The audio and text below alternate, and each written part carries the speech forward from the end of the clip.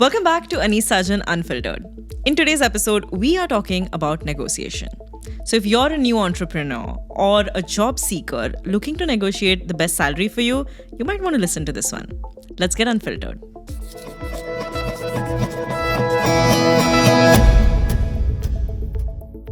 So negotiation is one of the most crucial skills, I think, in business and in life. But a lot of people see it as a tug-of-war. Two sides pulling each other as hard as they can until one side wins. But I've heard you say that negotiation is more like a game of chess. Why so?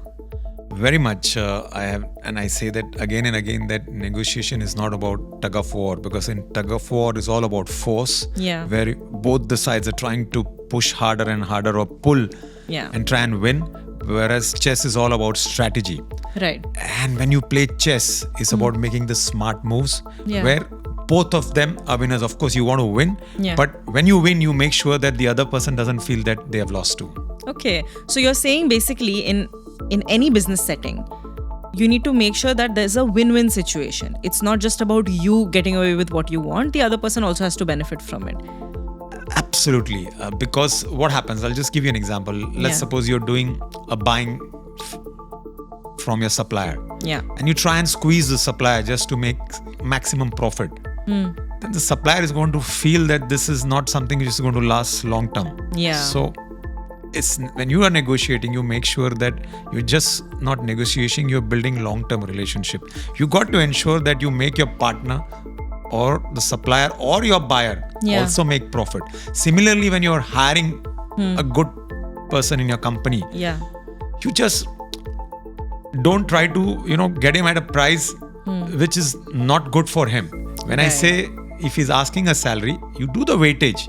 You see that calculated moves like chess, that at this price he's going to add value to the company. Correct. So that move of yours should make him feel that it's a win-win situation for him as well as not only for you.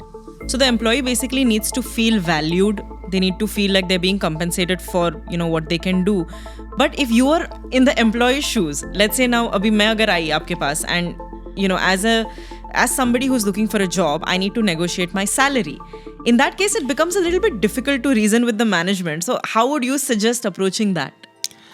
Well, it's very true that if I am going or looking for a job and I'm expecting a particular pay scale, but if I see that the company where I'm going, that company is established and has a long-term vision, I'll probably not be that, I don't want to use the word greedy, but asking or demanding more. Right. I will believe in that company. And most important, I'll believe in myself that no, today the company is paying with this. I will make sure that I show my skills, my talent to the company. The company automatically appreciates me and I'll grow along with the company. And same thing which we apply in Danube Group. That whenever we, especially salespeople, when we hire, it's all not about salary. It's about how much you make on commission. Because if you give just a salary, you're going to work 8 to 5 or 8 to 6. But if you make them work on commission, you're going to get maximum out of it. That time he'll not look at the watch and work. So basically what you're saying is employees shouldn't be short-sighted. They need to look at the big picture. Very much. Same thing, not only the employee but the employer too. He should look at the big picture. If I'm employing somebody at a little higher salary, then I need to ensure that I get maximum out of that person. When I say maximum, I don't have to, squeeze him till he get exhausted. It's all about getting the best out of him. Because you need to understand that if there is something in him, that is why he's demanding. But it's all about balancing. And I've always said, and I'm saying it again, it's about building a long-term relationship, because anything short-term will not last. But at the same time, do you think it's also important for people to know that, okay, this is the minimum amount of money that I need for my liabilities, for my functioning, and uske niche unko nahi kaam karna chahiye. It's all about what you said, if he cannot run his house or his lifestyle cannot be fulfilled with this amount. So this is where the employer can understand and give that benefit to the employee. But again, sometimes some people ask too much. And then they miss the boat. So it's all about give and take. Correct. But if you had, let's say, 3 people who came in for an interview and all 3 of them have requested a different package. Let's say person A has asked for 10,000 dirhams, person B has asked for 15,000, person C has asked for 20,000, and they come with a similar amount of experience.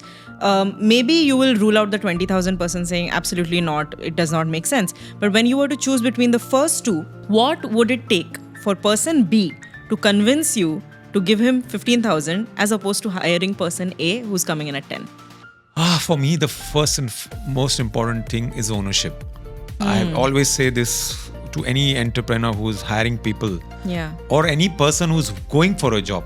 If you take ownership, when I say ownership is that if you are not just going for a job, you feel that you are a part of that company, you're part of that management, then you will give your 100%. So if I feel that the person whom I'm hiring and that other person who was asking instead of 10, 15K is going to take ownership. If I have that belief and I see that belief in that person, I'll hire that other person. Okay. Maybe the first person also might have ownership, but if the skills set is higher in the other person, I'll hire the second person. But ownership is very important. And second very important thing, if you have to work, at least in my style or my company, I don't like to use the word my, with me, integrity. That is the key. Correct. A person might be highly talented, highly skillful, but if he's not honest to his job, he won't last the distance with me. Nice. So would you say that negotiation is not just about, talking money or going back and forth on the numbers? It's also about like your attitude, your, the amount of responsibility you're willing to take and your passion towards your work. All of that plays out, right? Oh yes, passion definitely plays a huge role. Your attitude as to how you are working in the environment of the office. Because as they say, one rotten mango can spoil the whole bunch of good mangoes. So if somebody is spoiling the office culture, then it's difficult. Correct. At the same time, if you are from the management, I would say that if you are respected for your work, rather how your leadership, I've always said, and I'll say this and I want everybody to hear this out. If people respect you out of love, that means you're a good boss. But if people respect you out of fear because you are a boss, that's not respect. That is just out of fear. They say good morning or good afternoon.